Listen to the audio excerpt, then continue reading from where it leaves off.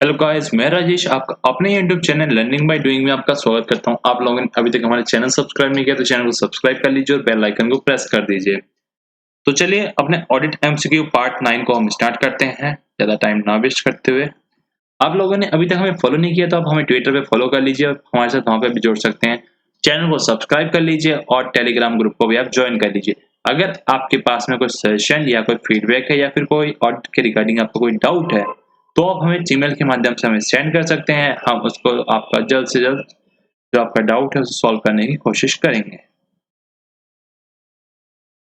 तो आज का अपना पहला क्वेश्चन ये रहा आपकी स्क्रीन के ऊपर।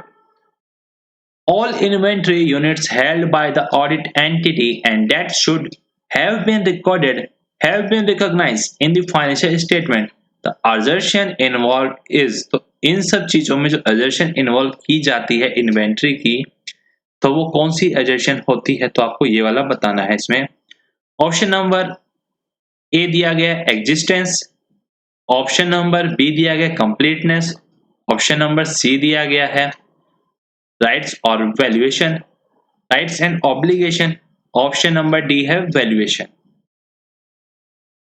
तो इसका जान लेते हैं करेक्ट आंसर क्या है। Completeness.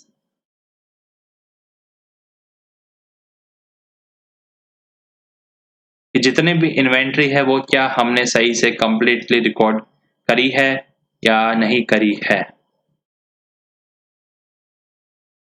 Question number 2, search for unrecorded liability is preferred during audit of current liabilities to address the following balance sheet assertion.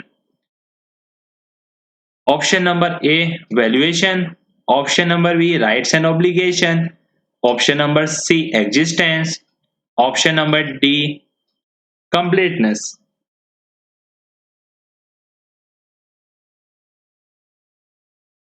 तो चलिए आइए जान लेते हैं इसकी करेक्ट assertion कौन सी होने वाली है। तो इसमें भी completeness ही होने वाली है assertion।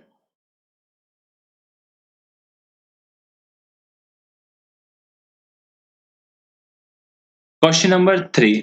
Cut-off testing is performed during audit of sales to address the following assertion. जो कट ऑफ प्रोसीजर है वो जो हम देखते हैं जब हम ऑडिट करते हैं सेल्स की, तो उसमें हमारी कौन सी assertion यूज की जाती है। Option number A occurrence, B measurement, option number C cut off, option number D all of the above या सारी। कट ऑफ का तो कट ऑफ ही होगा।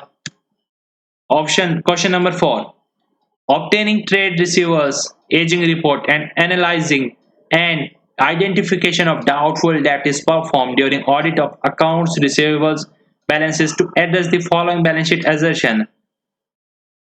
जब हम ट्रेड रिसीवर्स यानी जो डेटर्स के कितने लंबे समय से ये आ रहे हैं जिनसे हमें पैसा लेना है उसको एनालाइज करते हैं, आइडेंटिफाई करते हैं कि कितने हमें पैसे नहीं देंगे, तो इस केस में जब हम ऑडिट करते हैं तो ये कहा जा रहा है कौन सी सिचुएशन को हम यूज करते हैं।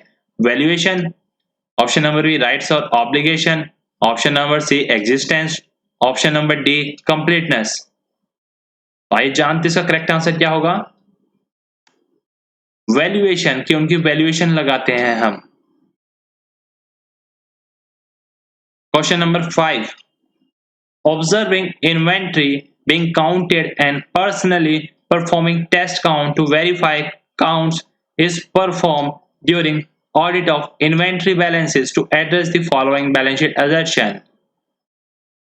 A rights and obligation, B valuation, C completeness, D existence।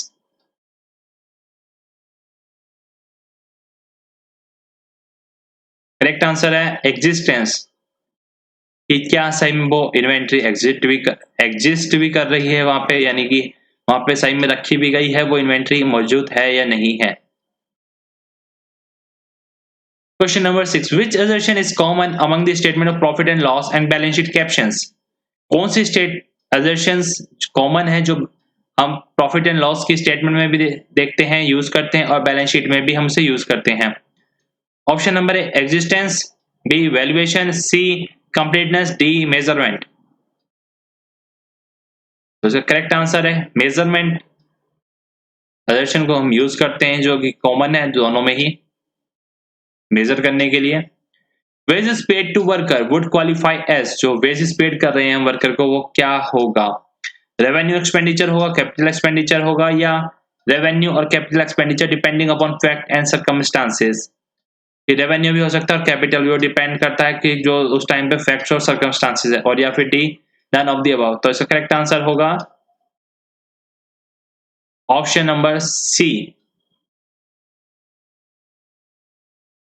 तो इसमें थोड़ा हाईलाइट होना रह गया है, कोई इशू नहीं है, मैं आपको बता रहा हूं option number C is the इसमें करेक्ट वन।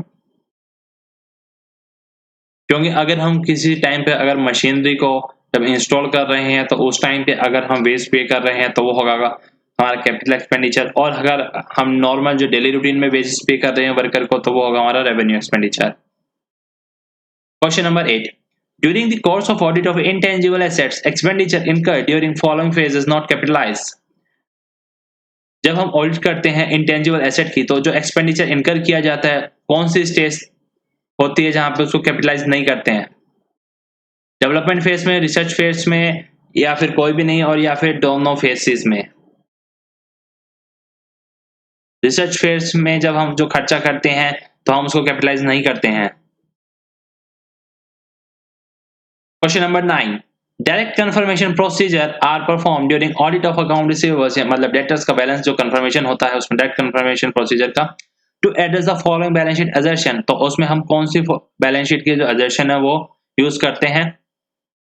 ए, राइट्स और obligations, B, existence, C, valuation, D, completeness, existence. Question number 10, ABC investing company XYZ declares final dividend for financial year 16-17 in the meeting of board of directors held on 10 April 2017, in which financial year should ABC account for the dividend income। तो वो कौन सी year में अपने जो dividend income है वो count करेगी? A option है proportionally, that is considering 10 days of financial year 17-18 and 355 दिन फाइनेंशियल ईयर 2016-17 गया। Option number B financial year 16-17, option number C financial year 17-18, और option number D equally between financial year 16-17 and financial year 17-18। तो आपको बताना है इसमें से कौन सा होगा करेक्ट आंसर। तो एक बार मैं फिर से क्वेश्चन को पढ़ देता हूँ कि जो एबीसी कंपनी है वो डिक्लेयर कर रही है, investing company XYZ declares final dividend for financial year 16-17 का जो डिविडेंड है वो डिक्लेयर किया गया है मीटिंग में बोर्ड ऑफ डायरेक्टर्स की जो 10 अप्रैल 2017 को हुई। तो आपको ये बताना है कि जो डिविडेंड है एबीसी कंपनी का वो कौन से ईयर में वो उसको मानेगा? फाइनेंशियल ईयर 17-18 में, क्योंकि वो अप्रैल में उन्होंने डिस्क्लोज किया है यानी डिक्लेयर किया है, इस कारण से जब करेंगे उसी टाइम पे। तो आज का last question, which of the following is not an example of revenue expenditure, कौन सा ऐसा है इनमें से जो रेवेन्यू एक्सपेंडिचर का एग्जांपल नहीं है? Option number A salaries and wages of employees engage directly और indirectly in production, B repair maintenance and renewal of fixed asset, C legal and professional expenses, D development expenditure on land. भाई जान लेने इसका correct answer क्या है? D development expenditure जो हम land के ऊपर करते हैं वो रेवेन्यू एक्सपेंडिचर नहीं होते हैं, उसका एग्जांपल नहीं होते हैं।